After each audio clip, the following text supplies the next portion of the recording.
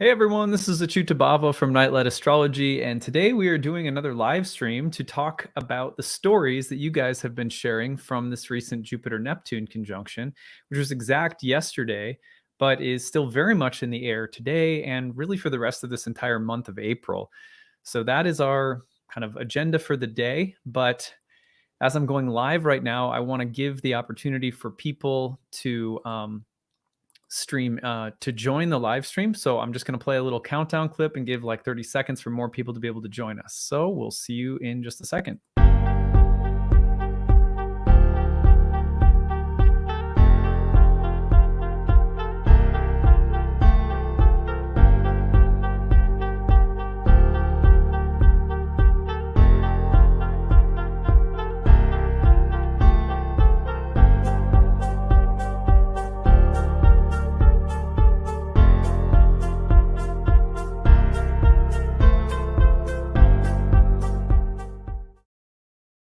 All right. So today we're talking about Jupiter and Neptune's conjunction yet again. I had a really magical day yesterday. I'm excited to share with you guys a little bit about that. I hope that you guys did as well. But otherwise, today's episode is dedicated to, it's a live grab episode. We're going to share some stories that all of you have been sending in over the past couple of weeks, especially.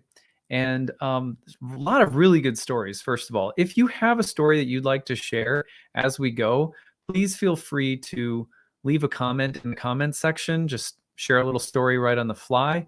Let's see where you're all coming in from, by the way. We'll do a little bit of a roll call. And let's see, we've got Slovenia, North Idaho, Washington, someone coming in from Starlit Pathways from London, from New Orleans, like Toronto. There's Aaron, Sarah from Milford, Iowa.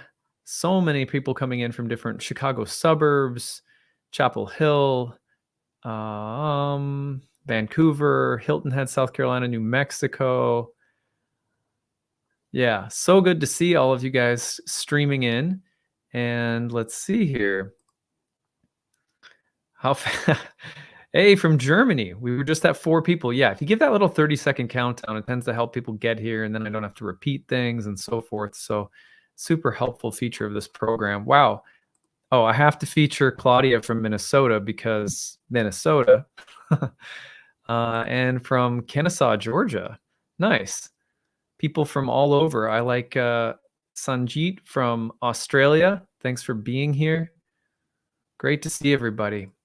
All right, so Jupiter's conjunction with Neptune stretches all the way through the rest of this month of April. So if you guys have more stories to share, we can add to the stories I'm going to share with you today and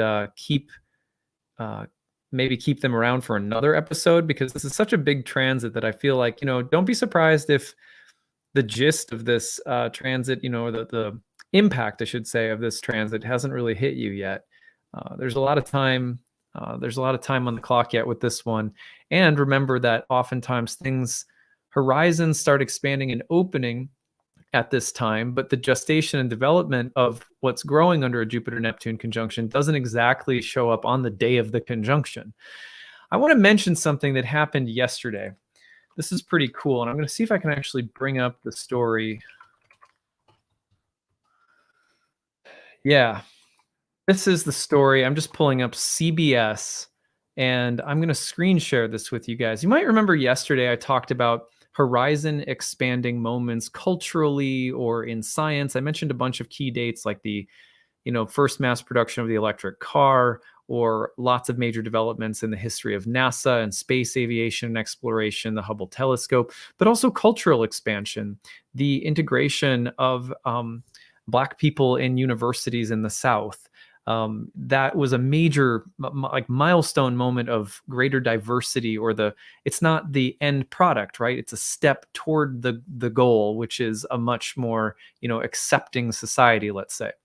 I don't know if we can be perfectly accepting. I don't know if that's even possible, but that's a big step in the right direction, right? So you see these milestone moments of greater integration, greater appreciation for diversity, etc.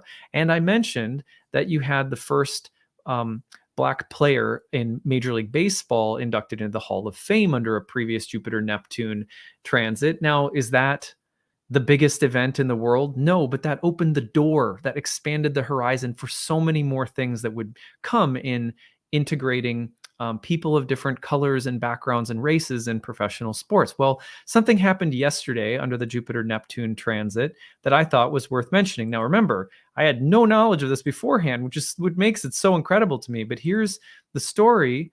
Oops, let me just bring this over here and fire it up this way. So the story is Giants' Alyssa Nakken, I think that's how you say her last name, becomes first woman to coach on field in regular season Major League Baseball game. She stepped on the field yesterday versus the Padres. I think a coach was ejected, and she was on the coaching staff, but not on the field.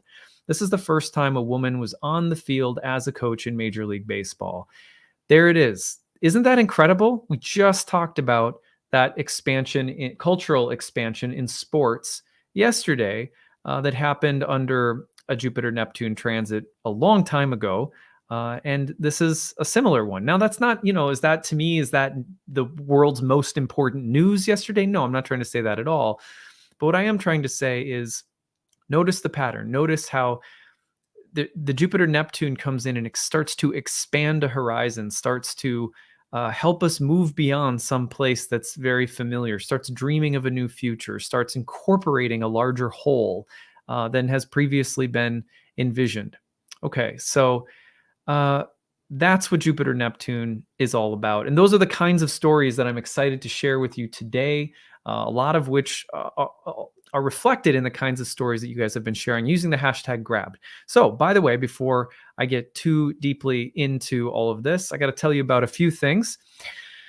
First of all, if you are new to my channel, or even if you've been watching it for a while, I'm trying to be more proactive about growing and developing the channel. So please like it, subscribe to the channel if you aren't subscribed already. That really helps spread the word about the channel and however the algorithm works. Share your comments in the comments section. Click the notification bell after you subscribe. It should be there on your screen to get updates when I go live. All of that stuff helps the channel grow. I deeply appreciate it. If you want to get in touch with me outside of YouTube, I do a lot of stuff over on Instagram. You can find me at nightlightastrology.com. Now, also, transcripts of my talks are always available on the website, usually within about 24 hours. We're hoping we'll narrow that down in time, but the production schedule is sort of like within 24 hours, you usually find a transcript on the website.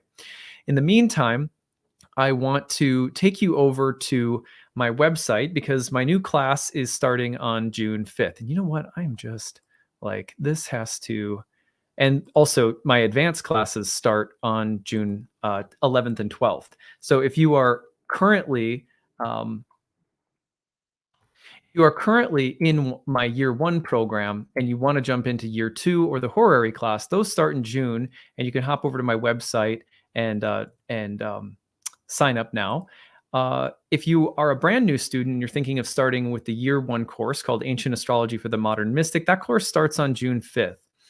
It will be meeting on Sundays at 11 a.m. Central, 12 p.m. Eastern time. It's about a 2 to 3 hour class. There's 30 classes on the year. Actually, this is reminding me, I should just take you over to the website and show you. I'm in promo mode now. So between now and the beginning of June, I will be actively promoting this course. So you'll hear me talk about it. Today, I just want to tell you a few things about it. So here's my website, which is nightlightastrology.com. When you get to the site, you're going to click on the courses tab and then the first year course page. You can scroll down and learn all about it. It's a class that is tailor-made for people who, if you have been studying astrology for a while, but you have never studied ancient Hellenistic astrology, which is the sort of the ground floor of the entire, the beautiful architecture of a 2,000-year-old tradition. You're learning the roots of Western astrology philosophically, astronomically. You're learning about the role of fate, karma, and free will. You're learning about the original use and meaning of the traditional 7 planets, including phasal dynamics. Where do aspects come from? Why was there ever such a thing as a house and a sign and a planet? What's the real difference between the 3 of them, and how do you use each of them? There's things like sect, dignity, accidental dignity, understanding how to read a chart from a predictive standpoint. In other words, be able to identify karmic traits in a person's life and talk about them in a meaningful way, in a way that also gives room for a person to have an active participatory role in the unfolding of their fate and fortune. So these are the kinds of things we talk about in the course. The course has 30 classes. There's 12 guest teachers outside of the class. There's an interactive group forum discussion. You've got outside of class tutoring sessions you can go to that are optional. You have a tutoring staff in the forum discussion that answers questions year round. There's all sorts of bonus material you can take advantage of. You can email me with questions anytime throughout the year. You get to lifetime access to all of the class recordings. In other words, you can keep and download everything in the class to study at your own pace. You can follow along live by attending the webinars or watch the replay recordings afterward. There's an optional exam at the end if you want to be certified. A lot of people take it for that purpose. Some people just take it for fun. So it's really catered to however you want to do it. The one thing that I want to mention, and then I will start diving into your stories today, is you have a few options for payment. One is the early bird payment. That is going to be the best bang for your buck. There's also a 12-month payment plan if you need it. And then if for any reason you want to study, but for some reason you can't afford it, the price point is out of your range, please check out Tuition Assistance. We have a need-based tuition program for people who, whatever your life circumstance is, you really want to study astrology. It's calling to you, but your budget is not allowing it for whatever reason. Please consider taking advantage of that. We don't like anyone to be priced out of our programs. That's something I've always really prided myself on, is making sure that astrology education is always like affordable and accessible for people. So, please take advantage of that. If you're like, I want to study, it's just, I need to make sure it works into my budget. I get that. And this should not be something that prices people out. So we always try to keep that option available. All right, so check that out if it's helpful. Glad to see people taking the course and getting a deal that doesn't break the bank.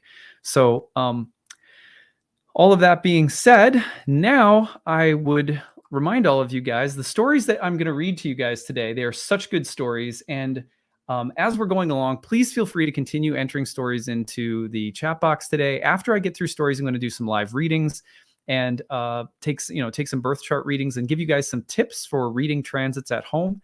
Hopefully you guys will find that useful. And then if you ever want to share your stories about a transit that we're talking about, occasionally I do these episodes. This is a live one, but if you're new to my channel, I will do episodes where I literally just share stories that are reflective of the transit. We do this for two reasons. One, so that we can learn more about the transits, the symbolism of the planets, and be good students of astrology. Hearing stories, talking to clients, living the stories of the transits is the best way to learn, way more than books. So that's the one really good reason. But the second reason is that in doing this, as we get to know the planets and see them appear in our lives, we go from being grabbed by life and reacting to it in a way that is not conscious to becoming more reflective, more participatory. And we go from the meaning of the planet as graha, meaning grabber, to grasping, to understanding, and to living in almost like a greater alignment. Like the universe wants us to move through this life gracefully. It's like, actually, it's like a song and you can play along. Actually, it's like a dance and there's a step. And if you find it, you can dance along. And it's that standpoint that, as astrology as a spiritual practice is trying to bring us into that place.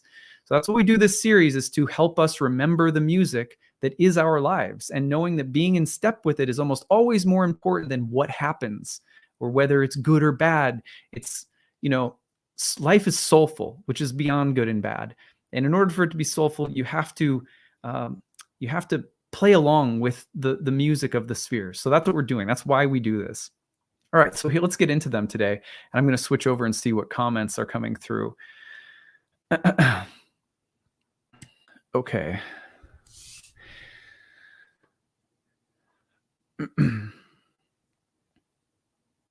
Okay, so here are some of the stories that you guys have shared. Minutes after the Jupiter and Neptune perfected their conjunction, I received an email from a lawyer from the State Office for International Legal Protection of Children that I've been in touch with since my divorce 8 or so years ago. This office helps to get alimony that is not paid from ex-partners that reside in foreign countries. She wrote me after a few years providing me with an update about an upcoming court in the US, upcoming court date in the US with my ex-husband. He was served before but never showed up. And with this information, she mentioned that there was a recent change in my home country's legislation, and I may now apply for substitutional alimony from the state. This Jupiter-Neptune conjunction is happening in my 7th house of marriage. That was really like a super profound example where here's Jupiter and Neptune coming together in the 7th house, and they represent the something that's been a long time in process, something that you have not been receiving, a form of support and aid that should be there, but it's not. And now you're finding out, oh, well, it's going to start streaming in. There is an avenue now for me to start receiving something that an ex has, failed to support me in. So congrats. I hope that goes really well for you. What a beautiful story. Yeah. Really, really super great example. There's a lot of good ones here too.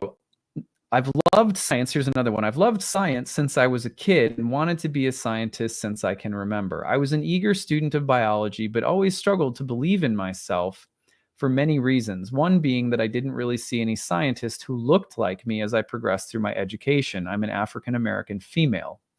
Even after finishing my PhD in microbiology at a prestigious school, University of Chicago, I still felt like I didn't fit in anywhere and didn't think I could ever have my own lab.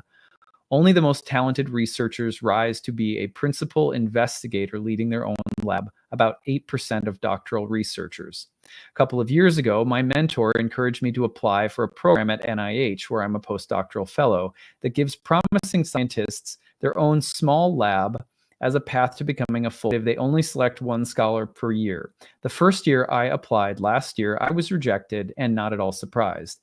Then it came around this year. I needed some convincing to apply, but I did it after my mentor again encouraged me. Yesterday, I found out that I got it. This changes everything in my life. But the changes don't happen immediately.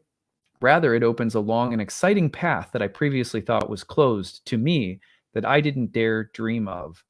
It's the greatest opportunity I've ever had. I feel ready for it, yet I'm still in shock. Wow. First of all, that's amazing. Congratulations. Super, super awesome. We are very happy for you. And that is, first of all, it hits a number of things that we've been talking about over the last few days of this transit report. One is that there's a new horizon expanding in front of you. Are you at the end of the rainbow yet? Have you crossed that far distant horizon or realized it or grasped it yet? No, but it's now open and you can see it. And there's this big gateway that's sort of opening and a new vision that's flooding into your life. That's what Jupiter Neptune tends to be about. So you can see so many people in the YouTube section right now and on Facebook are saying, congratulations from Facebook. So good. Congrats. Everyone's really happy for you. That's a fantastic Jupiter Neptune story. So uplifting. So nice, by the way, to not be doing a Grabbed episode where there's like a major Pluto transit where, there were some heavy stories, but it's a little different than, the Pluto transits usually. And for example, yesterday, the subway shooting in New York City, very Sun in Aries, square Pluto and Capricorn, that one, which is also unfortunately sort of perfecting right now. But remember, we got a whole month of this, and exalted Venus is about to get in it with Jupiter and Neptune as well. That's a whole second wave of kind of uplifting energy that we'll be talking about. So wonderful. This is a funny comment. Grabbed in my eighth house. Randomly, a man volunteered to be my sugar daddy and to pay me the rent in exchange for nothing. It didn't feel right to me, so I refused, but this manifestation was quite funny. That is a very eighth house-like thing, and a very buyer beware. It's a very typical Jupiter Neptune in the eighth, like buyer beware. Maybe, are you sure you want to accept that? Yeah, so here's another one from online. Yesterday, I attended my first meeting of a local grief support group after struggling with grief and deep loss for a couple of years.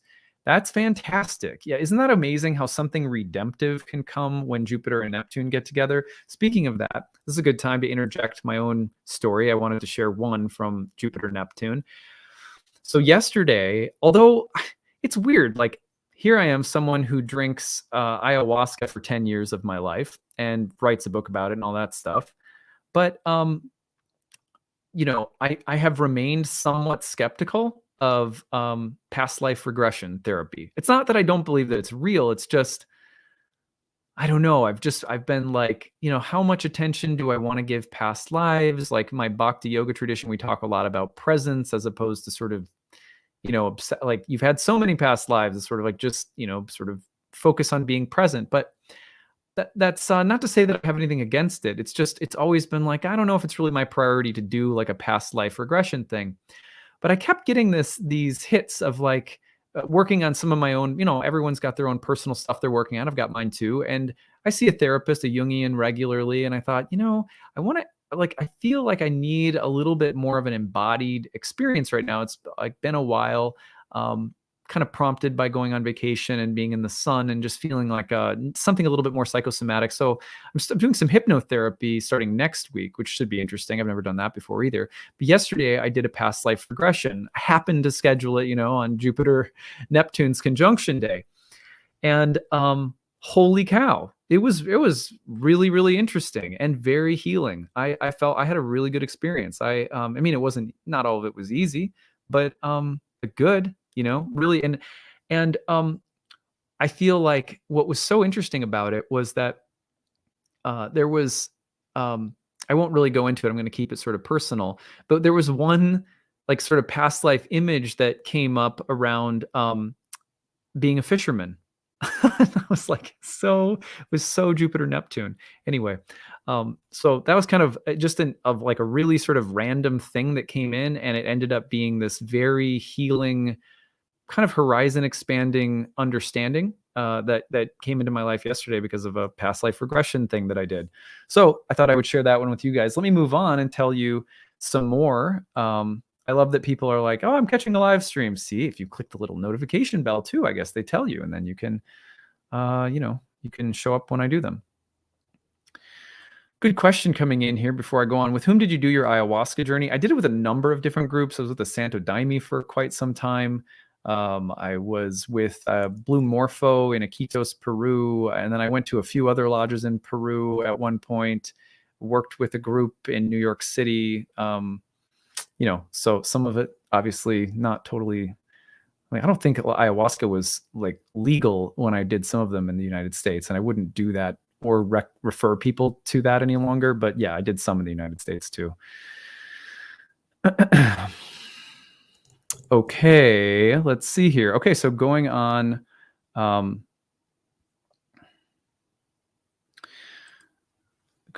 here. I started, this is from Anna in Minneapolis. I loved this story. I started the process of finding water and drilling a well on my property in February of 2021. April 12th, 2022, as Jupiter and Neptune conjoin, water finally began flowing at the surface. Came up and started flowing at the surface. Like, you can't, that's crazy. Like, that was like easily one of my favorites. Thank you, Anna from Minneapolis. That was incredible. Really cool. Love to hear that. So let's go on to another one. This one is pretty cool as well. My partner quit his job today. This had been planned for months, but we also realized that it marked the 50-month anniversary with the company to the day. So they realized that 50 months ago to the day, he, is that right? Or is it 50-year anniversary? I'm not sure if that's right. But anyway, it marked some kind of anniversary with the company on the same day. He pays attention to the stars, and so do I. But after business has interrupted our habits, we were both unaware of the conjunction perfecting today. He found out yesterday, and it was the perfect yes sign from the universe. You are on your path. So there was some congruence between the start date and the end date of his work with this company, and they didn't even realize that it was coming around full circle as Jupiter conjoined Neptune. Well, whatever the future may hold now, you can see the door kind of opening. It's really interesting. Yeah. In fact, this is really cool. Someone asked me, did you check out Brian Weiss? The cool thing about it is that I've known this person who does regression work, and I think I might have her come on my YouTube channel just to talk about it a little bit because I don't know, it's really interesting to me, and I think you guys might find it interesting too. And we might talk about like astrology and past life signatures in the chart or regression or something like that. I think it would be a fun conversation. And I was talking to her yesterday and was like, what's your background? And she was like, oh, my teacher was Brian Weiss. So she studied with Brian Weiss. I thought, oh, that's really cool. That's cool that's her background, because that's like one of the, if you guys, someone remind me what the name of his book was that was so famous. I would love to remember that, and then I'll put it up on the screen so that people can hear about that. Okay, so on April 5th, both Jupiter and Neptune directly aspected my natal ascendant, which is in Pisces. I also happen to be in my second Saturn return. To top that off, it's my mom's 85th birthday, and she's been diagnosed with a terminal condition, so I've been wanting to see and spend as much time as possible as I can with her. We live about 900 miles apart, so it's been a challenge. I was planning on jumping on a quick flight down to surprise her for her birthday, but decided I better not because I hadn't been feeling the best. Then, out of what seemed like the blue, I started throwing up. I threw up over and over until there was nothing left, but it wouldn't stop. I woke my husband at midnight and told him I think he'd better get me to the emergency room because nothing like this had ever happened and I was having terrible pain. At the hospital, they gave me a CT scan and an ultrasound. I found out that I had an acute gallbladder attack with a stone lodged in one of my ducts and needed surgery immediately. I had my gallbladder removed through my belly button on my mother's birthday. While under anesthesia or coming out of it, I dreamt that I was a multicolored butterfly being birthed to my mother as her birthday gift. It was definitely a trip. That's wild. That is just, that's crazy. That is nutso. So the book is called Many Lives, Many Masters by Brian Weiss, by the way, if you're interested in, I think that was, one of the first books I ever read about. I feel like I read it a really long time ago. So Kathy says, if aliens aren't involved, I don't get interested in regression. That's funny. That's great. Would you be open to recommending any retreats for ayahuasca? I feel like it's a personal choice at the end of the day. You should do your research. I would recommend going to a place that has an indigenous curandero, like an ayahuasquero who's, from Peru. And maybe there's people studying under them there, but like that was my experience. Like the master shaman, there was a lineage of them, and Don Alberto was his name. And it was at the Blue Morpho Lodge in Iquitos. And there were Westerners there as well, too, a guy named Hamilton and some other people. And I felt very safe, very protected. It's a wild experience, and there's tons of personalities and characters, and like you kind of have to be okay with that. There's a lot of people coming there for a lot of different reasons, and you're all sort of thrown into the soup together. But I found that I drank in a few other places in South America with shamans from South America, and found that those were the deepest and felt the sturdiest to me. So that's what I would recommend. The place I went was called Blue Morpho, but I think the shaman who was originally there from Peru is now at a different lodge as well. A lot of the times as the lodges grow, the band will break up and different lodges will emerge. And it's not necessarily because of any hatred or anything. Sometimes, I guess, but anyway. Lissy said, my past life regression was very quick and, for a lack of a better word, stung. Oh, yeah. I mean, I guess some, different difficult stuff can come up for sure. All right, let's keep going. Yesterday, I was on the morning Bhakti Wise chant with you. I was leading like a chanting session in Loka and Vidarbha's class, which I promoted a while ago, if you guys remember, on the Bhagavad Gita. It was odd since I'm usually listening to a taped video log or interacting about horary questions I brought to you recently. Then packing for my move, I had found a little bag of vegan gummies. I thought they were a sample. I didn't notice the 800 milligram on the package. I ate about 10 of my son's edibles. So this is a person who's eating pot gummies, not knowing that that's what she's eating, in case that didn't make sense. Taking a break, and before I started getting high, I picked up the Kindle version of your book, Fishers of Men, where you were poetically describing an ayahuasca experience when it suddenly hit me. like, like proxy got everyone high last week talking about ayahuasca so much. Fortunately, after initially thinking I was getting ill, that I was having a stroke, or that I was dying, I figured out what was going on, and I knew I was in for a ride. Knowing these aspects of Jupiter and Neptune helped. I thought about sending you this grab, but my hands wouldn't work, so I figured I'd wait until today. My hands wouldn't work. That's the best. It's 24 hours later, and I'm still somewhat affected. One of the vows I took over 50 years ago on my Bhakti sound path with my master was no alcohol or drugs. Ha ha ha. It was interesting. I'm a different person having this experience from the me that took drugs when I was in my late teens and 20s. I'm almost 74 now. It was interesting. I feel like sort of responsible. Weirdly, like I've taken a vow too, not to like, do drugs, and I don't take psychedelics anymore, but I'm certainly a cheerleader for, entheogenic experiences done in the right setting for the sake of healing and opening spiritual doorways in your life. And I'm sorry if it rubbed off. All right. Anyway, so Jupiter conjunct Neptune. Today, my cat passed after his 18th birthday. This cat was the closest and most miraculous relationship I've had with an animal, and I've had a few. The moment of his passing was beautiful and peaceful. He was bathing in sunlight, surrounded by our family and our other cat. The vet came to our home. I'm thankful for the blessing of having so many years with this cat companion, but I'm crying all the time. An era has ended. So, yeah, an era has ended. Well, it's just amazing how I've honestly seen that a few times where Jupiter Neptune contacts can be about this very peaceful but bittersweet moment of transition, like a sea change where someone's passing away, or there's an end of an era, a door opening but another one closing, with a feeling of completion and deep emotional release around it. Yeah, that's hard. Yeah, that's hard. Few people here showing their condolences, especially if you're an animal lover.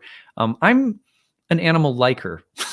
It's the difference. I have dogs, and I'm always like, you're mostly good. I'm mostly like you, but like I also I have like real annoyance with our dogs too. Like I have like a real they both like sort of get on my nerves, but then I love them, and it goes back and forth. I must have some karma around dogs in a past life. Okay. I love this one. This is so good. My parents took my 97-year-old grandfather out to dinner. He hadn't been out in a while. He wore his World War II veteran hat as he usually does. A heavily tattooed couple paid for his and my parents' dinner. He was moved to tears. On the way back home, my mom said, "Aren't they wonderful people? I know you haven't always loved all the tattoos, but aren't they wonderful, generous people?" My 97-year-old grandfather replied, "I'm changing. I don't care about those things anymore." It sounds very conservative, but it's beautiful how this nearly 100-year-old man can have his heart softened and his mind changed because of kindness. It's never too late for a new horizon to open up. Isn't that beautiful? What a beautiful, just a simple, beautiful story. Love that. Let's see. After a long and complicated process, my husband received an inheritance, which means we can finally buy our own home. Pip Brophy shares in the YouTube comments section. That's a beautiful Jupiter Neptune. Here's another one. Getting a divorce this year after 30 years on and off again, a 7th house transit. See, it's weird how there can be a moment that's actually painful that suggests the changing of the guard, a whole new world, a whole new horizon that's opening up, but there's tears upon the entryway. There's water pouring out. There's grief and healing that are a part of it. That's also Jupiter Neptune. All right, let's see here. Just the night before, okay, I booked a trip to the beach by myself and a one-day camping adventure camping adventure by a river with my lifelong friends. Water fantasies and gatherings are coming up. Also, okay, so that's just the story. Sorry, they were talking about something else afterward. So they as this is coming together, Jupiter, Neptune, they book a trip to the beach and a one-day camping adventure by a river with lifelong friends. So like a reunion by beach and water with friends. That sounds very Jupiter, Neptune. Be curious to hear what house that was happening in.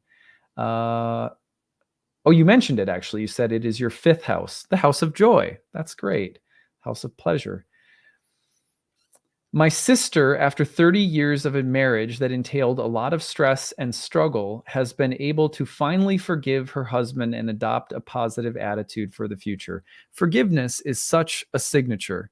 That is just such a Jupiter Neptune signature. Love that. Nikki in the comments section says she's getting married this year. There's a Jupiter Neptune. Yeah, Lizzie said this will end in tears. Yeah, there's, it's like Jupiter Neptune is such a it's the good kind. I feel like it's the good kind, you guys. I feel like if you're gonna cry with Jupiter and Neptune, it's probably gonna feel good. Haley says she loves that story of forgiveness. Yeah, I do too. I love when people are able to just dig into a deep well of forgiveness. Actually, one of the amazing things that happened to me yesterday that I should also share is I was able to talk to someone close in my life that just checked in to make sure that an old beef between us was like, we're good, right? And it was like, we're good, but like, I love you for even thinking to ask that. You know what I mean? Do you ever feel that way when someone like doesn't need to apologize, but they do? And I don't know, it just makes you love them a lot more. I'm going to start crying if I talk about it more. So I'll keep going. Let's see here. So I have an ex-husband who is abusive to both me and my 2 daughters. His natal sun is at 22 degrees of Pisces. Now that's right where the conjunction is happening at 23. When I left him, he went on a drug and alcohol-induced psychotic rage, stalked us, and eventually went to prison. In the divorce, the judge awarded me half of his pension in order for the girls and I to rebuild our lives. Unfortunately, the pension my ex-husband had was an annuity, and that meant we couldn't touch that money until he was retired, disabled, or deceased. On Monday night, my ex overdosed and passed away. As a result, my daughter and I will finally be receiving that income. Wow. The way I found out about his death, my oldest saw a Facebook post and called me. I'm still in shock, but I'm also in awe of the direct translation of the current astrological weather and the birth charts within my family. Yeah, that's a big wow. That is a big wow right there. That's a moment that has to feel like you are you're feeling like, relieved on a certain level and heartbroken on a certain level. Like it's all so tragic, but there's something about it that must be relieving. It's like, it's kind of like the picture that comes to my mind is if you're dehydrated wandering through the desert and rain is rolling in and it finally starts raining, like it's relieving, but like the underlying feeling of having been, starved for water, malnourished, totally dehydrated is like, it's also still there. Like it doesn't go away right away just because it starts raining. They have to start receiving. The ground has to start getting moist again. There's healing that has to be done, but at least that process is perhaps beginning at this point on a new level or a deeper level. Yeah. Yeah. The other, actually, you guys, I have 3 stories. I didn't even think of this one. So yesterday I was on my way to the gym to work out. This is so stupid. And I was on my way to the gym to work out yesterday, and I got pulled over. So there's this one part of the road that I drive down where it's a school zone, so you have to slow down, which I do every day. I always slow down there, right? But then right after the school zone, like after you get out of it, there's probably a quarter mile of a road that's basically like right through the woods and there's nobody ever there. And then you turn onto a road where the speed limit goes up. So I'm not going to lie, I always on that stretch just up my speed limit to the next zone speed limit, knowing I'm just going to hit that and like try to save a little bit of time. Yeah. Right. Break it. So yeah, so there happened to be a cop sitting off on the side of the road, and he gets out, and like he starts coming. I see the cop, and I'm like, I'm screwed right away. And he starts pulling off, and there's nobody else there, so I just pull over. Like, he couldn't even turn his lights on, and I was already over on the side of the road. I was like, I'm busted.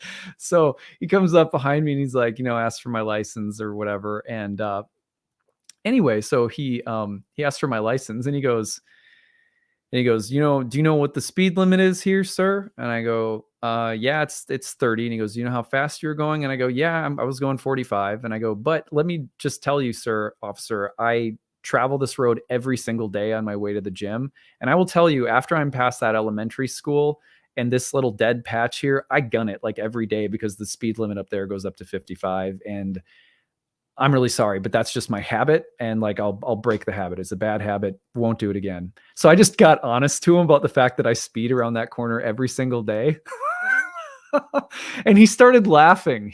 He started cracking up, and he goes, all right, well, he handed me my ID, and he was like, in that case, that's good. Just don't do it again. And, just keep going on your way. It was dead. It was just the two of us. I come over the corner. I see him. I pull over before he can even barely pull out and turn on his lights. And then he comes up, and I just totally tell him the truth. I'm like, don't worry. I never speed in that school zone, but I always kind of gun it right around this corner. And I'm really sorry. I shouldn't do that. And he was like, all right, that's good enough for me. You can go. I was like, okay. I was like, such a, I don't know, it was such a Jupiter Neptune moment too, where I felt like, like that could have been an expensive ticket. So at any rate, I thought that was kind of a funny moment of grace, like where there's something that could go wrong, but it ends up sort of being okay. So yeah. But yeah, I did have the thought, by the way, as I was driving, I did have the thought, I was like, like, this is just, the world we live in. The unfortunate truth is that, like, depending on your race, your gender, your skin color, there's not a guarantee that goes the exact same way for someone else, even if they do tell the truth. It's just that I had that insight as I was going. I was like, whatever, that's just the weird way that things are in this world. So let's go to, I've got a whole bunch more stories here. This one's kind of fun. I was getting my garden beds ready for the growing season by digging up rocks and removing them from the area. One bigger rock I dug up appeared to be a piece of granite with a big vein of this dark green stone. After identifying the stone in the vein as apatite, I decided to look up the healing properties of the stone. This is one quote of the stone's metaphysical properties that I found. When confusion clouds our true perception of self, it's like a thick fog rolling in, blocking our vision and causing a highway hazard. The apatite crystal helps to clear away the fog because it reminds us that what lies before and behind are of little consequence. After reading that description, I saw it as a sign from Jupiter or Neptune that I was in the right moment at the right time. That's a really nice one. I love that. Yeah. This Jupiter-Neptune conjunction is perfecting right on top of my natal Mercury in Pisces. Very, very recently, I had my first ayahuasca experience. To keep it short, I'll just talk about one part of it that seems most applicable. I've been struggling with anxiety and depression pretty much my whole life, but really badly the last 2 years. Ayahuasca showed me how my looping thoughts were literally making me sick and killing me, and I ended up throwing up. But like you talked about, it was as if the psychic energy of that anxiety and depression was being purged. It was a level of surrender that was being asked of me that I had never experienced before. But once I did let go, I had one of the most beautiful experiences of my life. Yeah, it's weird. Like, ayahuasca will take you to a point that just breaks you. It's like, you have to it's weird how ayahuasca will just take you into these spaces where it's like there's so much fear, anxiety, and holding on to something. And all of a sudden you get to this point and you're like, I'm holding on. I'm just going to let go. And when you let go, it's amazing. Like, you'll just barf or puke or crap your pants or like whatever. And then, or you might scream, or you might start laughing or crying or sobbing, or suddenly you let go. And then all of a sudden, whatever comes out of you, there's no judgment about it. There's no embarrassment about it. There's no humiliation about it. There's just the letting go of energy that you've been holding on to. And all of a sudden you go, yeah, how could I ever forget? How could I ever forget coming back to this place where, I just let things pass through me, you know? I had that quote so many times from the Bible come up, the phrase, a peace that passes understanding. Like, I'm not here to have to understand every last thing or every last experience, but I have to keep allowing them to flow through me. I can't hold on and bear down and white knuckle this thing or I'm in real trouble. And time again, you're brought to, and life will do this. It doesn't have to be ayahuasca. It can just be life. So many different modalities that can help us to let go and surrender. And Jupiter Neptune is just a great transit for that surrendering, for that letting go. This is what we're going to end with. I was really delighted for this person. I'm a Sagittarius rising, so the conjunction is falling in my 4th house. On Monday, something in my toilet broke and my bathroom was completely flooded within minutes after flushing the toilet. On the actual conjunction, I spent the day with a person who is a walking embodiment of Neptune at a giant lake, and we spontaneously ended up at a Beach Boys concert and I cried. And then they add, I wrote a poem out of nowhere. I have never written a poem before, and I realize that this is Jupiter Neptune after reading it back. So here is her poem, the first poem that this person ever wrote. And I love this. Say it in a riddle, say it in a rhyme. Doesn't say a word in a minute's wasted time. A song played out in the middle of a verse, waving the tide, writing their curse. Serpents in the night, spinning the dawn, shifting every piece, the king becomes pawn. Never in check, always in queue, casting every wave in the sea and sky blues. There's a vessel adrift, no sails set for sea. Am I lost in the abyss, or is the abyss lost in me? A compass distorted in the depths of the blue. Which one of us is leading the misleading blues? Struck like a fork in the spine of your brain, nothing is simple, nothing is sane.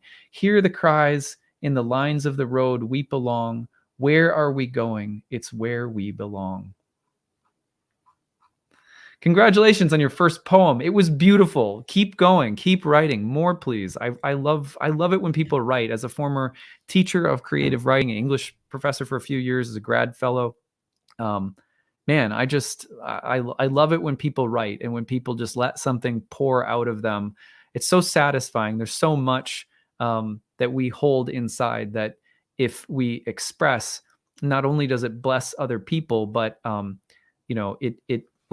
it shifts things around that we can't discover new things until we let go of old things. One of the practices we have with our girls that we just did 2 days ago, which is very Jupiter Neptune, is my daughter really wants this particular dollhouse. She's been asking about it forever. And we were like, okay, finally, we don't like to just buy them stuff. It was like, okay, well, we'll get her this dollhouse. But then we were like, okay, but in order to do that, you have to go through your toys and find some things that you're not playing with any longer, and we're going to donate them. And so, trying to teach the concept that you don't just accumulate stuff. If you want real new things, you also have to be willing to let go of old things. So that's, Jupiter Neptune is like fertile, but you have to make room for it. There's no room in a heart that's holding on to too much. There's no room in a mind that's holding on to too much. You have to open it up again and again, which is the same reason that I did the past life regression. I was like, I have my jam, my bhakti jam. I have my astrology jam, my Hellenistic jam. Well, there's things that I haven't tried that I don't know about. And I need to keep making sure that I bring those things in so that, the water can't come in and you can't water the soil unless you bring new life in. So it was really fun. I had a great Jupiter Neptune experience. Can't wait for the rest of the month to unfold and see what else is coming. I know. Amazing, especially for not writing poetry previously. I'm going to see what other stories you guys have been sharing. Then we're going to do a few chart readings for today. Let's see. I like this quote. Our freaking bodies are 80% water. Love it. Jupiter Neptune conjunction in my first house. Same with Venus right now in Pisces. Got a tattoo and a piercing. Nice. Nice. I'd be curious to know, like, if there was meaning behind, like, what you chose, or that'd be kind of interesting too. Was chosen as a hair model and had my long hair I've had for 30 years cut all off in front of 300 people Monday, and today booked on my first class flight for work today. Booked on my first class flight for work today. Oh, that's really cool. Yeah, my wife cut off all of her hair. Ashley chopped her hair off. Like, she had it was down to her waist almost. She chopped it off. It's just a little bit below her shoulders now, and she donated it to Locks of Love, I think it's called. Um, you know, something new. She just was like, I just feel like it's just something new. It's like that Coco Chanel quote. A woman who cuts her hair is about to change her life. It's like that kind of feeling. It's very Jupiter Neptune. All right. What else? I'm looking through to see, you guys have been sharing so many comments.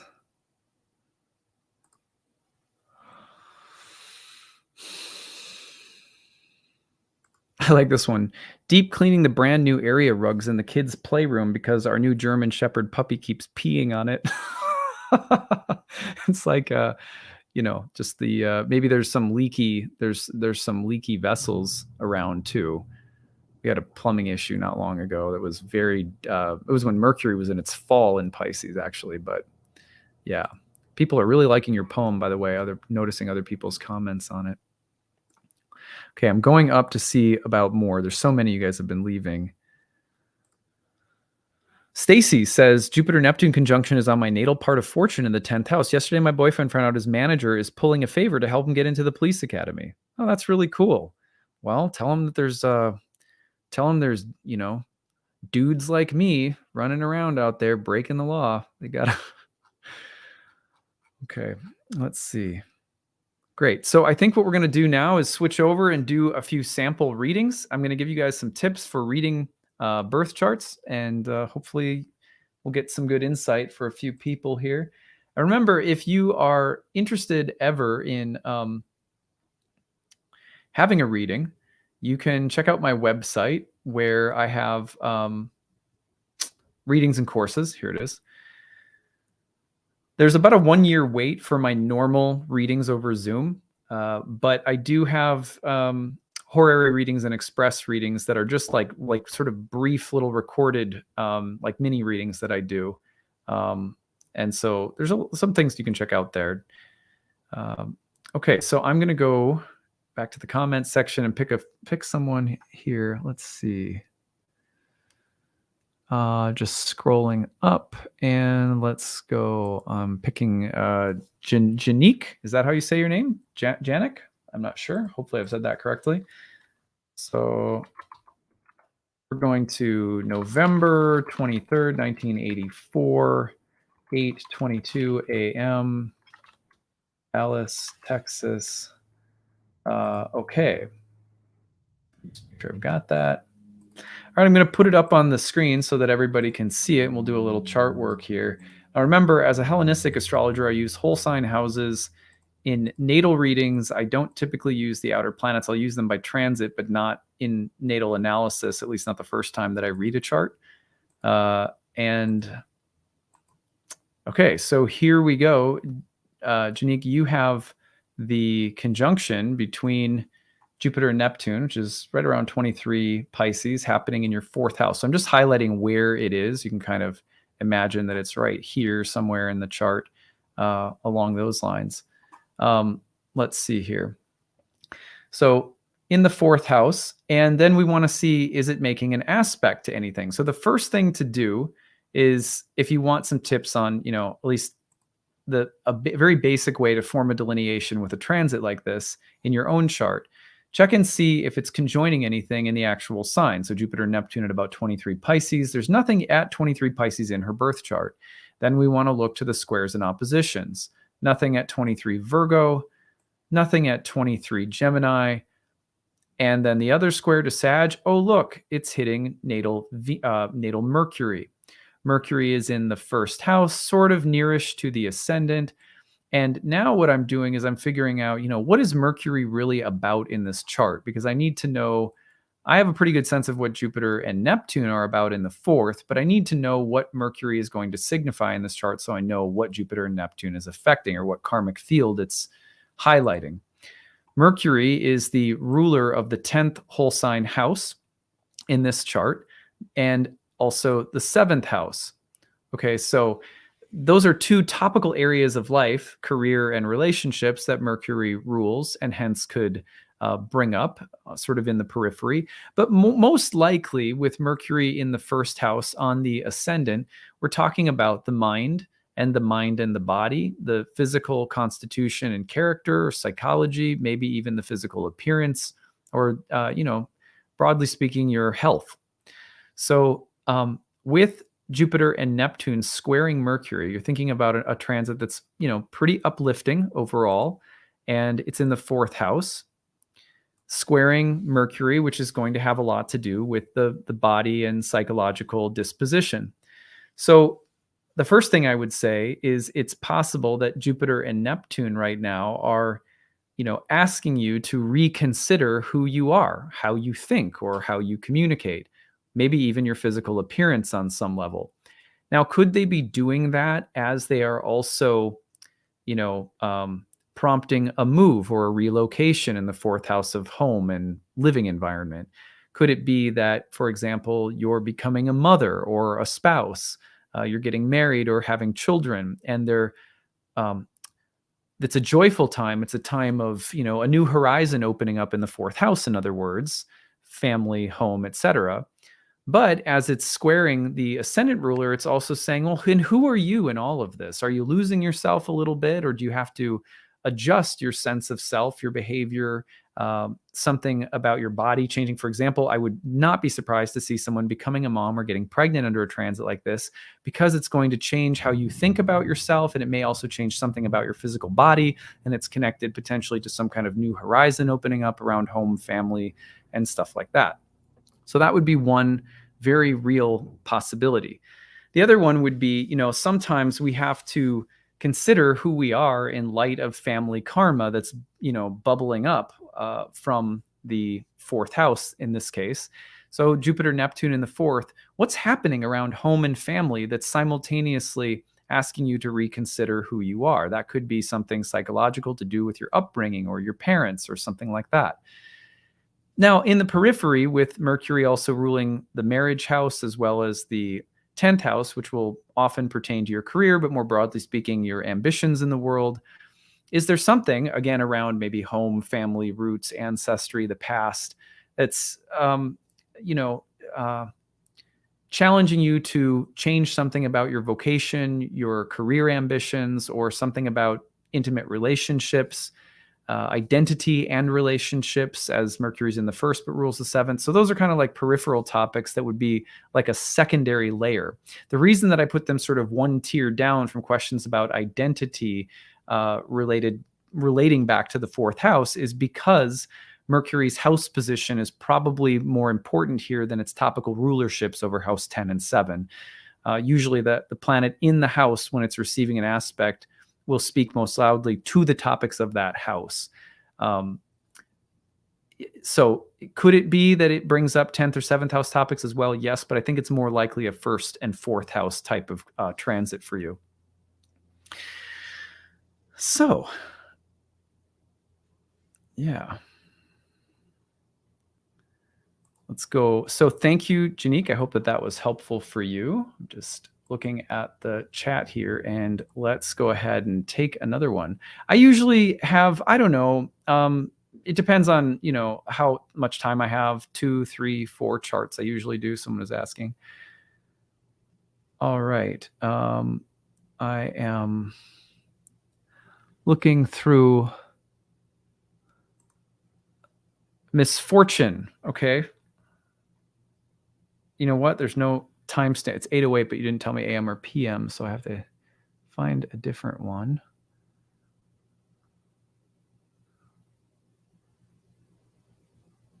Yeah, don't, if you enter your data in, please don't just keep entering it over and over and over and just spamming the chat box. It's really annoying.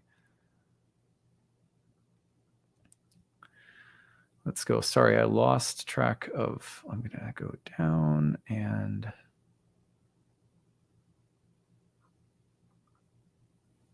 Oh, it's AM. Okay, there you managed to answer. So saved in the nick of time. I'm calling you Miss Fortune. So September 6th, 1983, and the time is 8:08 a.m. and the place is Rock Hill, South Carolina. Is that Fairfield or York? Is that Fairfield or York County? Can you tell me that? Miss Fortune? I don't know if you can qualify that little last piece, then we're good to go. In the meantime, seeing York. Okay, thank you. That was helpful. You're on it. All right, here we go. So in taking a look at Miss Fortune's chart, it's a good astrological name. Ooh, this is a fun one. I like it when it shows up kind of like a fun place. Lots going on here. So you can see here's the area, the 7th whole sign house. That's the house of love, relationships, sexuality. It's landing pretty close to the descendant at 26 degrees of Pisces. Let's see what other aspects it's forming. First, look to the squares. Kind of close-ish to the IC, pretty close to the MC. Not too far from the ascendant, right? So you got all of the angles getting pretty much lit up by this, a little bit of Mercury, your ascendant ruler, as well.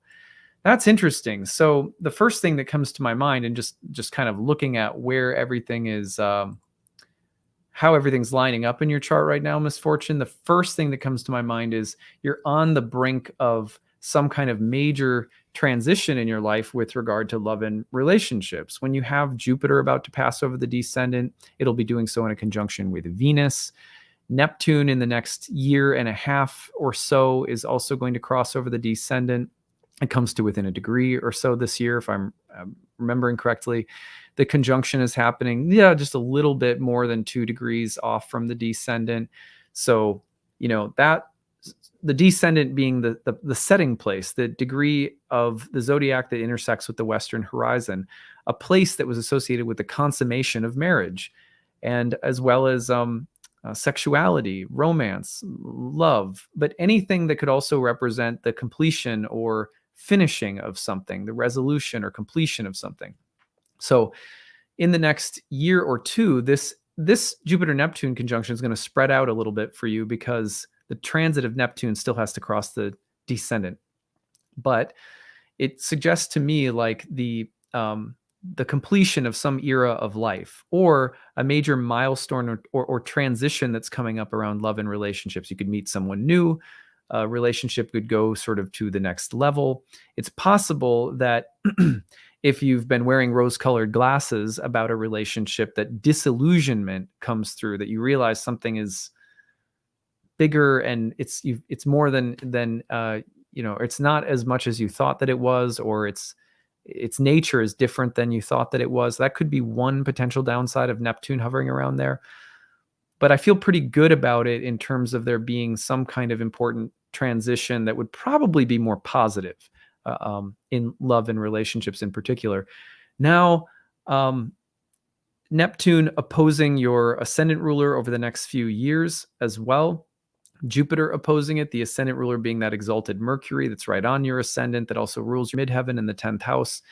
Could it be that there's also some sea change with regard to your self, health, body, identity, and work in the world? Those two things in particular, like identity and ambitions and work in the world, they're tied together through Mercury, and then Mercury is getting the opposition from Neptune over the next couple of years. So could we see confusion or the slow, gradual dissolution of one sense of identity and one sense of calling and purpose professionally for something else?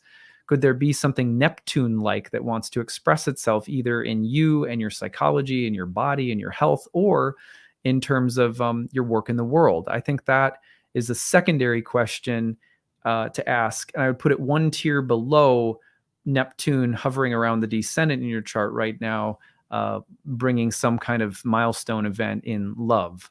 So that's sort of my pecking order in terms of what I think is most likely.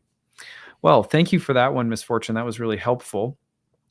Helpful for us, as students to have charts to look at. So thank you for that.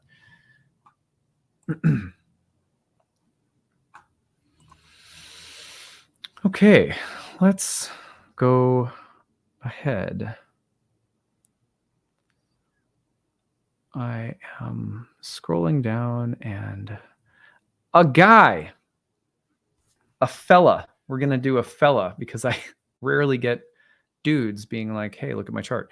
Edward, who I believe Edward is from my neck of the woods. I think I seem to remember you being from the Twin Cities, Edward. Edward, September 28th, 1992, 8:13 a.m. Oh, but you didn't give me your birthplace, Edward. Yeah, okay.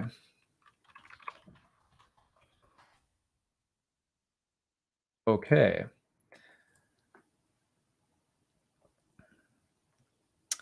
Interesting. Okay, I'm going to put your chart up on the screen. Okay, so here's Edward's chart. And first of all, let's plug it in. So we got it about 23 Pisces. We're going to imagine that it's right about there in the chart. And then we're going to play our little game. Is it conjoining anything? No. Is it square to anything? Oh, yes, it is. How about the nodes of the moon in the 3rd and 9th house? That's a pretty big deal. Is it opposing anything? Well, it's kind of getting close to an opposition to Jupiter. I think that's really interesting as well. So the nodes are getting activated, and Jupiter's a little I'm more concerned about the nodes. That's level 1 because Jupiter's a little bit further off, but the nodes and Jupiter are all being activated in your chart by this Jupiter-Neptune conjunction. Any meaningful trines? One thing that's interesting is it's kind of close-ish to a trine to your midheaven. And to me, that would be important because it could definitely bring some of the significations into your career right now. But here is my primary delineation for you, the thing that I feel is most likely. First of all, Jupiter, Neptune in the 6th house, you're going to be, that house was often associated with the things we go to war for, or the things that we feel very passionately about. Passion meaning to suffer with something, to sort of burn with something. And that's the Mars house. The 6th house was called the joy of Mars, a place of self-sacrifice and service, but passionate burning with something that you serve or care about to the point where, it's edgy. And it can be exhausting even. It's a place that's associated with slavery and drudgery and hard work, but also that sacrifice that's part of some larger cause. I want to say initially that when Jupiter Neptune come through in that house, to me, it's a little bit like similar with the 9th house Jupiter Neptune, or even the 12th house Jupiter Neptune, where there could be a very inspired vision, whether that's political or religious or philosophical, a sense of cause or purpose or mission that's growing and building and emerging and becoming more and more powerful and compelling. Something that you want to serve or work on behalf of. Now, could that translate into some new dimension of your work or professional life with a trine from those planets to your midheaven? That's a question. But then I look at the square to the nodes, and knowing that the nodes in those houses tend to bring up the mind and our philosophical, spiritual GPS system, especially the 9th house. So mental, intellectual, higher-minded things. This transit makes me think someone could get so passionate about something that they think, I'm going to go back to school and get a degree. I'm going to change careers because I've decided that I've become so passionate about something that I want to learn more and incorporate this into what I do for a living.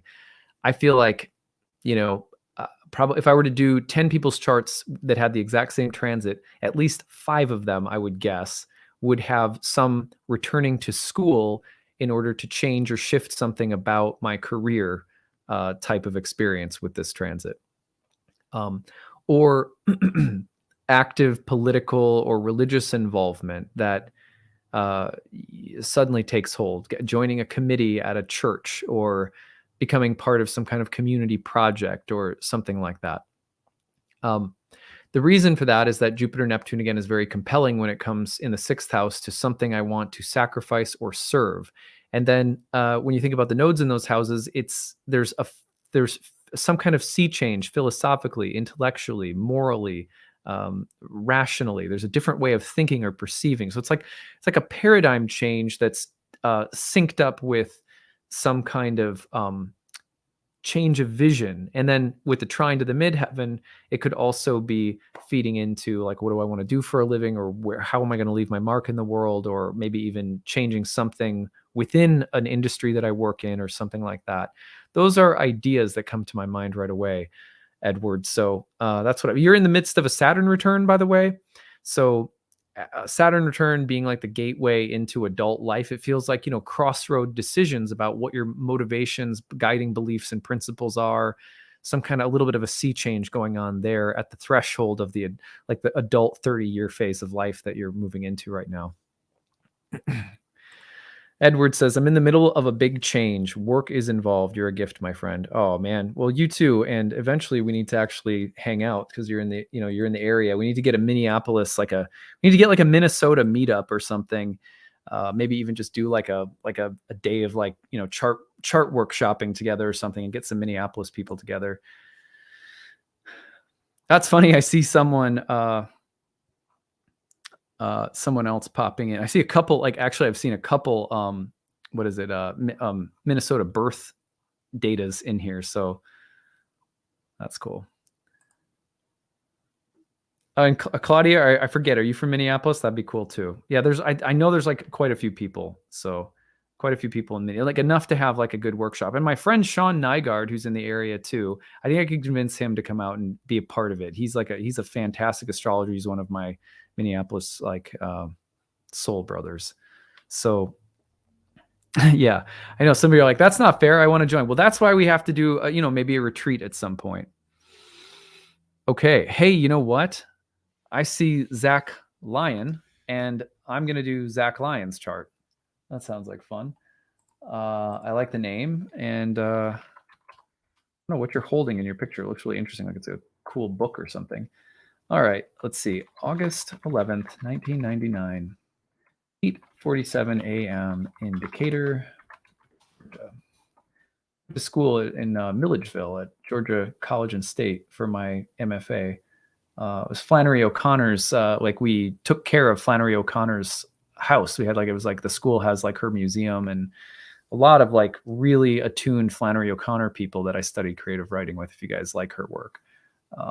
I think she's fantastic. Let's see. Okay, so August 11th, 1999, 8:47 a.m. Decatur, Georgia. All right, let's share a screen. Decatur, where it's greater. Nice.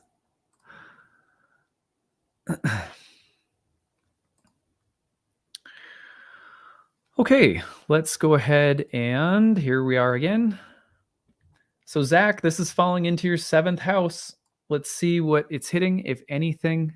And so nothing conjoined. We go to squares, nothing.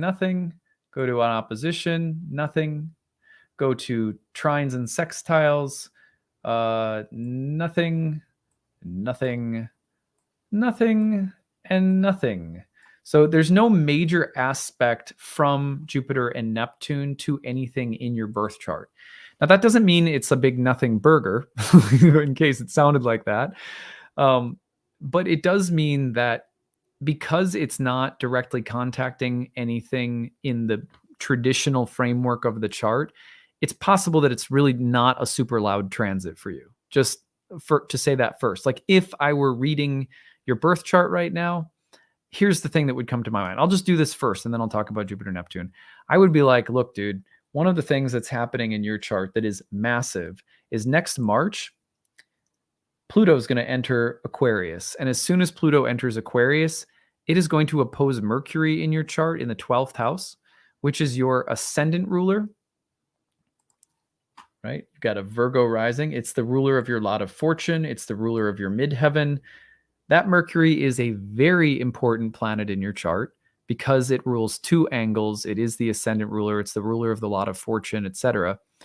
And briefly, what I want to say is, like, to me, like, probably more important for your birth chart than the Jupiter Neptune transit is honestly next year's Pluto transit. If you were my client, that's what we'd be spending time talking about.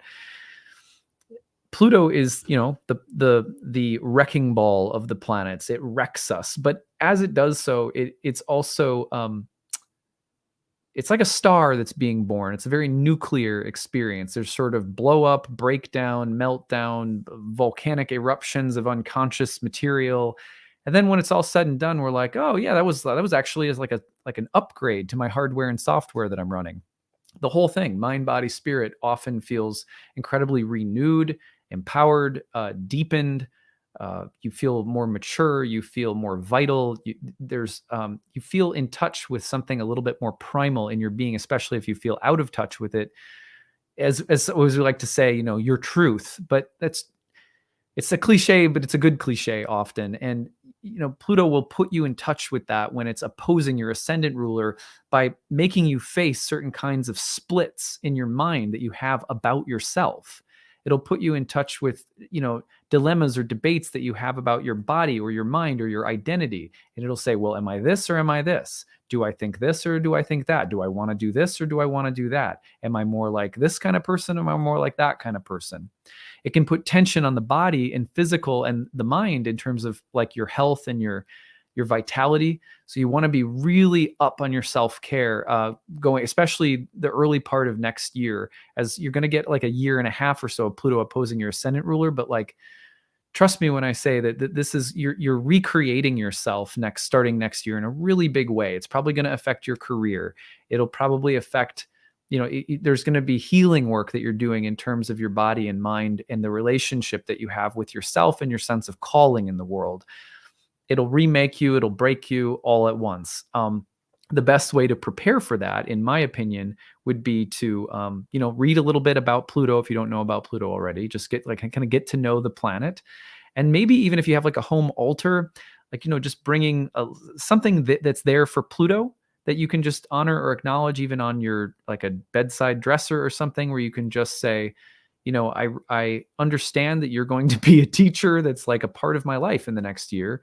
And, please help me to be receptive to whatever insights you might bring, and, help me get the most out of this so that I can grow.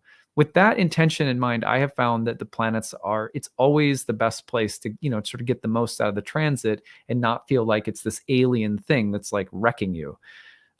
So that would be my advice. And then take really good care of your body and mind, especially starting next year, and be easy on yourself. Be careful of the tendency to polarize within yourself about who you are, or about what you need to do.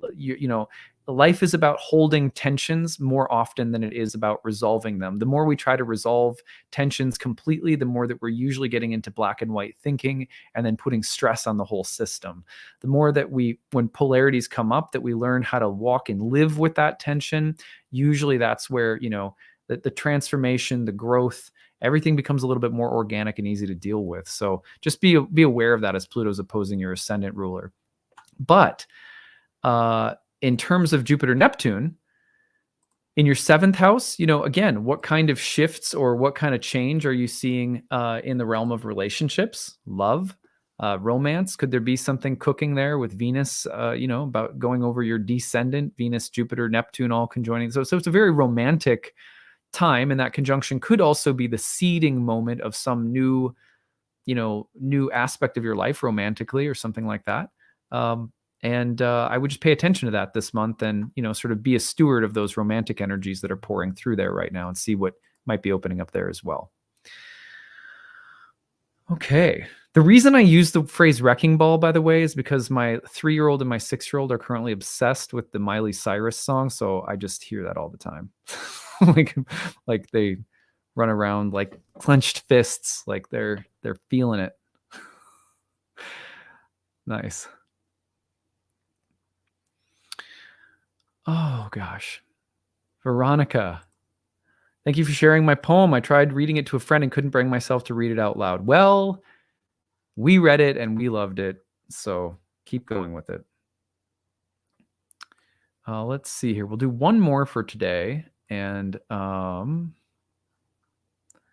let me see. There were some helpful comments here about someone says, good to know. I have my moon at Leo 0 degrees. Yeah, you'll be getting that one next March. That's a huge one. And, in general, it's good Pluto advice, right? Like anyone who has a Pluto transit, that's the kind of stuff that you're going to be feeling. So I like this comment. When you deal with Pluto transits, things are never the same. You come out the other side completely changed, but in a good way. I couldn't agree more. I just got through Pluto opposing my natal sun and really felt that way. That is definitely how I felt. Okay. All right. Madam V, you are our last for the day. And let me just stop sharing the screen.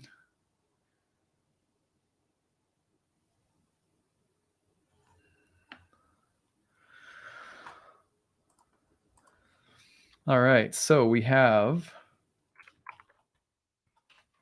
Adam V, who was born February 15th, 1990, at 5:14 a.m. in Kinshasa, in the Congo. I think that's right. DR Congo. I don't know what DR Congo is.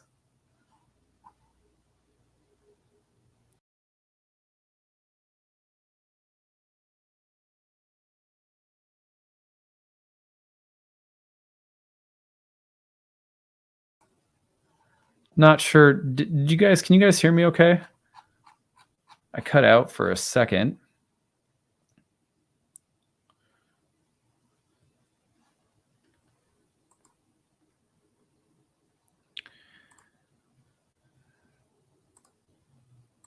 Okay. Yeah, sorry, my camera and audio seem to have cut out for a second. I'm not sure why that happened, but okay. You know what? Okay, hold on. Let me just get this. So, Democratic Republic of Congo. Okay. Democratic Republic of Congo. Whoops. Okay. Sorry, I'm having a little bit of a hard time entering it. Give me just a second, Madam V.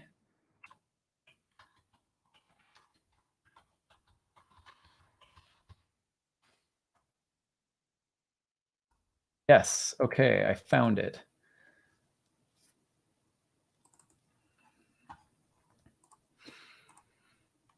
All right, let's put the screen up. Here we go. All right, so you are an Aquarius rising, which means, fun in your second house, money. Isn't that it? When you have a transit in your second house, you're like, yeah, let's get it. Okay, let's see here. So we'll do the same thing. Anything that it is conjoined, nothing at 23 degrees of Pisces. Is there square to anything? Whoa, look at that. Holy cow. I don't know how that happened again. I'm still getting used to this program. That was like the Godzilla of. All right, let's go. Oh, okay, there we go. There it is in the second house. And then we're going to do our little game here. No conjunctions, no squares. You can see there, no oppositions. Any sextiles or trines? Not really, no. We do have a little bit of a sextile to the 12th house, Venus and Saturn. So maybe there's a little bit of a connection there. In the second house, what would that mean? Well, Jupiter, Neptune in the second house could open up some kind of horizon for you in terms of the development of future gains and benefits financially or in business, resources, new skills that you're developing and things like that. So I would look at this and say, am I buying something, or am I buying a car, or Am I attracted to something that I want that I have to, it's an expenditure of some kind. It's a purchase of some kind. Maybe it might be a little bit big and extravagant with Jupiter Neptune. So be a little bit of a buyer beware there. On the other hand, this Jupiter Neptune conjunction is again, it's not the thing that happens right now. It's the thing that's opening up on the horizon, that there's a new pathway that's opening up. Could there be a new kind of business, a new stream of income that's opening up to you? But also in the second house, things that you develop that in time become fruitful or beneficial, like a skill that you learn or something you invest in, a person, or anything you invest in. It doesn't have to be even financial, but anything you invest in that in time grows and sort of expands. It's a very fertile placement for money and finances and business, but is also potentially an expensive one in terms of things that you might be like purchasing or thinking about buying or something like that. Could there be beneficial things happening around, love and relationships, or the people in your life who bring in some kind of blessing or benefit with the connections to the 12th house Venus Saturn? That's a possibility, though I would be careful of whatever is coming in as a form of support or aid from someone else being something that potentially entraps or obligates you in some way that you may not want in the future, because the 12th house Venus and Saturn could bring in something a little bit like that right now, with Jupiter and Neptune in the second hitting them in the 12th. So I'd be just a little bit cautious about that. But as I'm looking at your chart, let's see here. The biggest thing, a couple of things, like in the next, so we'll just tell you a few other things. If you were my client, a few quick things that come to mind. One is Saturn's going to go over your sun as it's finishing up in the next year or so with its sojourn through Aquarius. Will go over your sun, a conjunction to your sun. To me, that's always like a moment of great work. There's the feeling of the soul birthing something. Sometimes people literally have children under such a transit, but it's also about the creative. The sun is very creative, naturally, life-giving, generative, and Saturn coming over it can be about the labor of birthing something creatively, like a child. On the other hand, Saturn over your sun might be asking you, to exhaust yourself in service of some kind of creative endeavor. I'm working towards something. I'm developing something. It's a labor. It's an effort. There's concentration and focus and discipline needed to get there. That's very Saturn on your sun. You want to be a little bit careful in your first house of the constraint coming in mentally, emotionally, and physically and affecting your body and mind. So be easy. Make sure you're taking breaks. Do gentle things for yourself, especially as in the next year. Then you're also thinking about the potential for Saturn over the sun to say, this is who I am not. Like Saturn will just give your sun a very clear sense of what you don't want to be doing because it's exhausting, taxing, life-sucking rather than life-giving. Saturn on the sun will bless you with that vision, but may exhaust you in the process. That can be very helpful in terms of starting to say no to something that is just not a good fit anymore. So I think about that with Saturn on your sun. The other thing that comes to my mind is this year is a pretty big year for you, because you're also going to have Pluto in your 12th house squaring your moon. Let me just draw that in. So Pluto is kind of right in there, and it's squaring your moon in the 9th house. I wonder, for example, about family relationships, family karma. Anytime Pluto squares the moon, it can really bring up very deep experiences, transformative, cathartic experiences relative to the topics of mother, relative to the topics of mothering. So with Saturn on the sun and Pluto squaring the moon, that's it definitely puts one of the top predictions in my category into becoming a mother. The other one would be, any of the other things I talked about. And then with the moon, drama with one's own mother.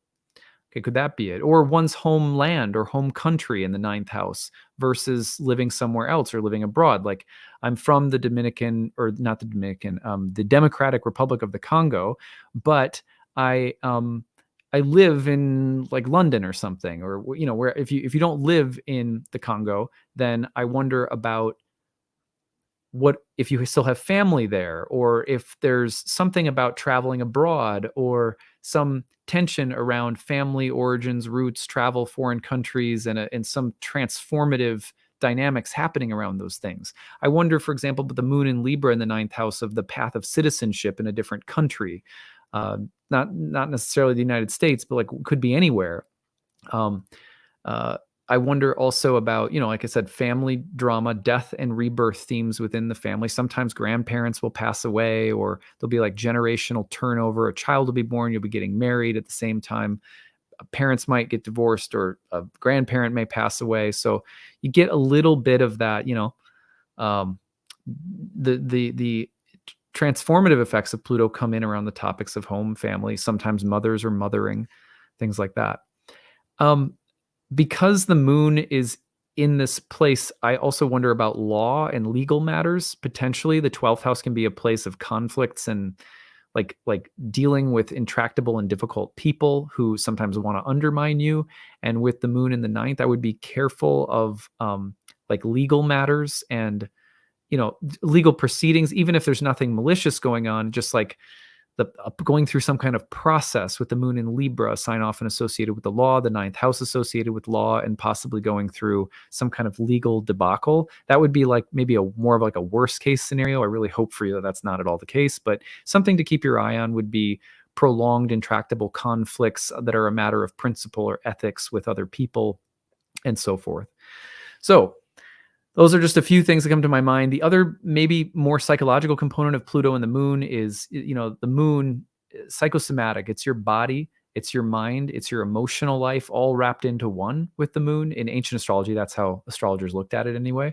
So when you think about Pluto affecting the moon, you also think about, that's why I said you could become a mom, because the complete transformation, the death and rebirth process around body and mind can be so, I mean, I remember when Pluto conjoined my moon, and I just went through such a physical, emotional catharsis, and it was so good for me. But, sometimes there's the unconscious stuff that has to come up before you get there. It's a little bit of that kind of a year for you, Madam V, with Pluto squaring the moon. And what I would tell you is like, bring some moon goddesses and like a stone from the underworld, like like a dark black color or something like that, something that's deep and primal and represents the creativity that gestates in dark places like the womb, and bringing that into on the altar along with like a moon goddess or something, and just saying, I know you're both here right now, and like I'm open. I think that would probably be really helpful for you. So anyway, I'm so, like I said, I just sort of spitball with these, you guys. It's fun to do this though, because if you're a student of astrology, there's really no better way to learn than seeing astrologers read and getting readings from astrologers and reading charts. Like those, even more than book learning, are so important, which is why, for example, in my classes, we have about 2/3 of the first year program is dedicated to theory. The last third is dedicated to live clients that you get to see me work with. After the live client leaves, we then break down the readings together. And I talked about every single step of how I did everything according to the theory we've been studying. Year 2 is more of that, but we're adding in predictive techniques. And then I have a program called Readings and Passages, which is a full year of having live clients come and you see me use the full array of tools, which you're just seeing me like sort of scratch the surface here in something like this.